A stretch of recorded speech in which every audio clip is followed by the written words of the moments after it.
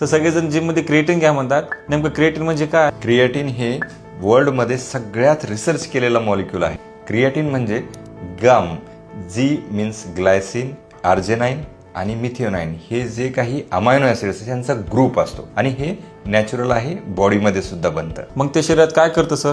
समजा मी माझी bicep muscle ज्यावेळेस कॉन्ट्रॅक्ट करतो त्यावेळेस त्यांना एनर्जी देणारं जे ATP आहे, ती एक करन्सी आहे एनर्जीची, ती संपली की बॅकअप देण्यासाठी क्रिएटिन काम करतं.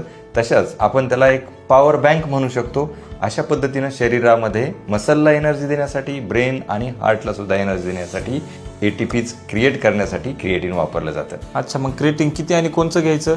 कारण क्रिएटिन हे शरीरामध्ये 1 ते 2 ग्राम नॅचरलीच बनतं. जे नॉनव्हेज खातात ते जास्त बनतं, परंतु 3 ते 5 ग्राम आपल्याला रिक्वायर्ड असतं आणि ते क्रिएटिन मोनोहायड्रेट ह्या फॉर्ममध्ये चांगलं ॲब्झॉर्ब होतं. काही मायक्रोनाइज्ड क्रिएटिन असतात, ते काही गरज नाही, क्रिएटिन मोनोहायड्रेट घेऊ शकतो. मग सर क्रिएटिन कोणी घ्यायचं आणि कोणी घ्यायचं नाही?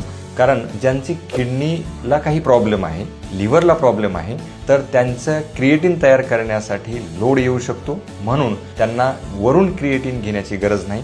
किंवा जे मसल बिल्ड करणार आहेत, ज्यांचं एक्स्ट्रा वर्क आहे, मसल लॉस होण्यापासून वाचायचं आहे, ज्यांचं एज जास्त आहे, त्यांनी क्रिएटिन घेणं गरजेचं आहे.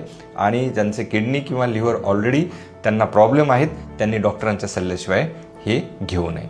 आणि हो, मी क्रिएटिनवर एक मास्टर क्लास घेतोय, ज्यामध्ये तुम्हाला टोटल क्रिएटिनचे कशा पद्धतीने शरीरात काम करतं, कोणी घ्यावं, किती घ्यावं याची थरोली इन्फॉर्मेशन दिलेली आहे. तुम्ही फक्त क्रिएटिन टाईप करा, तुम्हाला मी त्याची लिंक पाठवेन.